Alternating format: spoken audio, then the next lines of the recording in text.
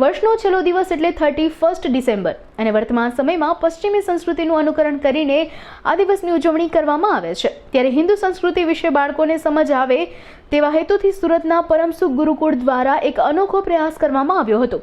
પરમસુખ ગુરુકુળ દ્વારા વિદ્યાર્થીઓને 11 હનુમાન ચાલીસાના પાઠ કરાવીને ઉજવણી કરવામાં આવી હતી।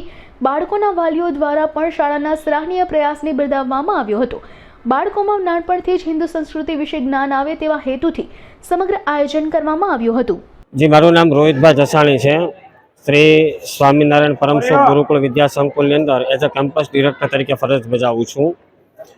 આપ સર્વ શહેરીજનો જાણો છો કે 31 એટલે કે પશ્ચિમી સંસ્કૃતિનું અનુકરણ, પરંતુ અમારા ગુરુ એવા શાસ્ત્રી સ્વામી શ્રી જગત સ્વરૂપદાસજીના પ્રેરણાના માધ્યમથી આજરોજ 31 એ પશ્ચિમી સંસ્કૃતિનું અનુકરણ કરવાની કોઈ જરૂર નથી।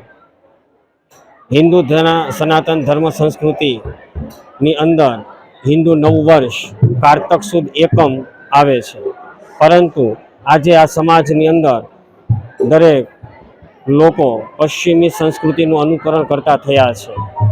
તો એ રોકવા માટે શ્રી સ્વામિનારાયણ પરમસુખ ગુરુકુળ વિદ્યા સંકુલના વિદ્યાર્થીઓ દ્વારા આજરોજ શાળા કેમ્પસની અંદર શ્રી હનુમાન ભગવાનને યાદ કરવામાં આવ્યા।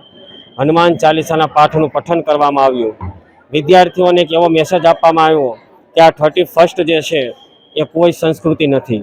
આ 31ની ઉજવણી કઈ રીતે રોકવી અને એનાથી બચવા માટે વિદ્યાર્થીઓએ કેવા ઉપાયો કરવા, વિદ્યાર્થીઓએ હિન્દુ ધર્મ સનાતન સંસ્કૃતિનું અનુકરણ કરવું જોઈએ તેવી સમજ આપવામાં આવી।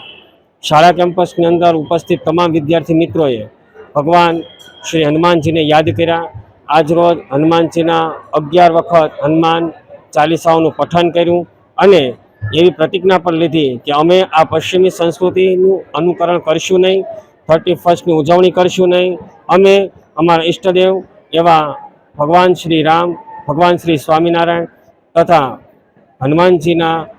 હનુમાનજીના પાઠ કરીશું અને આજરોજ અમે આ 31ની ઉજવણી સહપરિવાર સાથે ઘરે હનુમાન ચાલીસાના પઠન દ્વારા કરીશું, જેથી કરીને વિદ્યાર્થીઓને અને પરિવારમાં એક સારો અને સુંદર મેસેજ આજરોજ શ્રી સ્વામિનારાયણ પરમસુખ ગુરુકુળ વિદ્યા સંકુલ દ્વારા પાઠવવામાં આવ્યો હતો।